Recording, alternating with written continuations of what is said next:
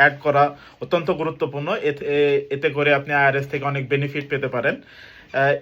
শুধু তাই নয়, যদি পর্তুগালে আপনার ওয়াইফের সাথে আপনার সেপারেট হয়ে যায়, সেটা আপনি কিভাবে রিমুভ করবেন আইআরএস থেকে, অর্থাৎ যে ফাইন্যান্স পোর্টাল আছে সেইখান থেকে। তো আজকের এই ভিডিওতে আমি আপনাদেরকে এইটা দেখাবো। আর আরেকটা জিনিস বলে রাখি যে এইটা অ্যাড অথবা রিমুভ করার লাস্ট ডেট হচ্ছে 28 ফেব্রুয়ারি, অর্থাৎ 28শে ফেব্রুয়ারি। আপনি যদি অ্যাড বা রিমুভ করতে চান আপনাকে অবশ্যই 28শে ফেব্রুয়ারির মধ্যেই করতে হবে। তো কথা না বেরিয়ে চলুন শুরু করি। আর ভিডিওটি ভালো লেগে থাকলে অবশ্যই শেয়ার করে সবাইকে দেখার সুযোগ করে দিবেন।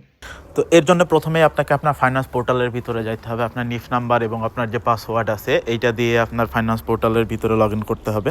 তো দেখুন আমি অলরেডি আমার পোর্টালের ভিতরে আছি। এইখানে যেয়ে আপনাকে সার্চ দিতে হবে এগ্রিগাদো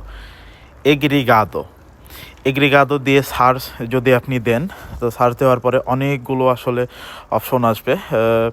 তো এর ভিতরে দেখুন এরকম অনেকগুলো অপশন আসবে।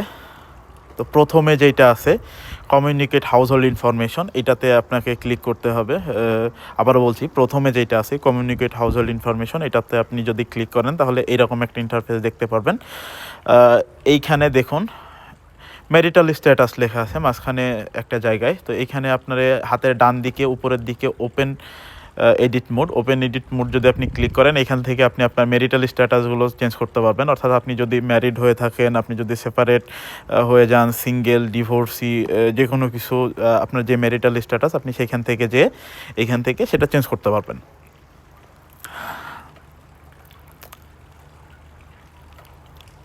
তো এইটা গেল। আর যদি আপনি দেখা গেল যে কোনোভাবে যদি চেঞ্জ করতে চান যে না আপনি আপনার ম্যারিটাল স্ট্যাটাস চেঞ্জ করবেন, আমি ম্যারিড দিছি, পরে এই যে নিচে ক্লোজ এডিট মোড এইখানে যেখানে আছে, আপনি যদি ক্লোজ এডিট মোডে যান তাহলে আপনার স্ট্যাটাসটা রিমুভ হয়ে যাবে। এই যে আমারটা যেমনভাবে রিমুভ হয়ে গেছে।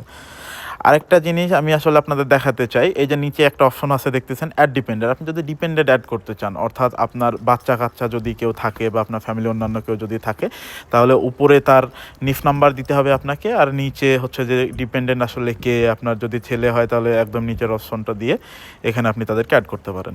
তো ধন্যবাদ সবাইকে, ভালো থাকবেন, আল্লাহ হাফেজ।